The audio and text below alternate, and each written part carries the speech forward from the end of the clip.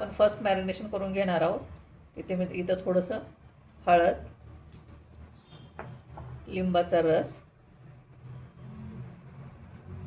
आणि मीठ सर्व याला हाताने असं चांगलं चोळून घ्यायचं आणि एक 10 मिनिट ठेवायचं. आपण पॉपलेटच्या माशासाठी सेकंड मॅरिनेशन करणार आहोत. त्यासाठी मसाला तयार करणार आहे. इथे मी बेडगी मिरची आणि साध्या मिरच्या घेतलेल्या आहेत. बेडगी मिरची 10-12 घेतलेले आहेत आणि साध्या आपल्या तिखट मिरच्या 7-8 घेतलेल्या आहेत. काळी मिरी घेतलेत, अद्रक, लसूण,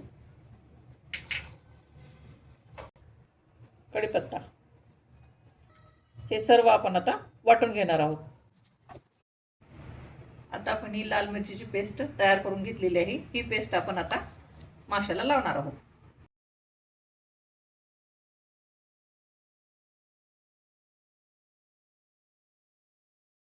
माशाला लावण्यासाठी रव्याचे मिश्रण तयार करणार आहोत. इथे मी 2 चमचे तांदळाचं पीठ घेतलेलं आहे, 1 चमचा रवा, अर्धा चमचा आमचूर पावडर, लाल तिखट,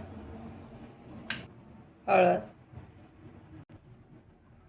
थोडंसं मीठ टाकायचं याच्यात. हे सर्व एकजीव करून घ्यायचे.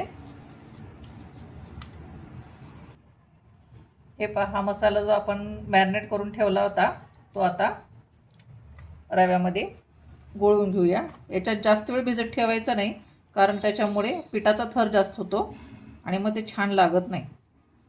रव्यात गोळवले की लगेच लगे आपण याला फ्राय करायला घेणार आहोत.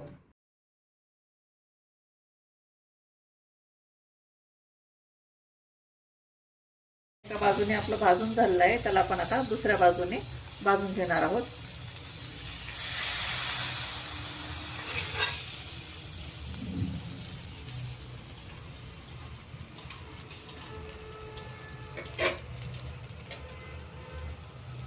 प्लेट रवा फ्राय आपला तयार आहे खाण्यासाठी. आता आपण याला सर्विंग प्लेटमध्ये काढून घेऊया.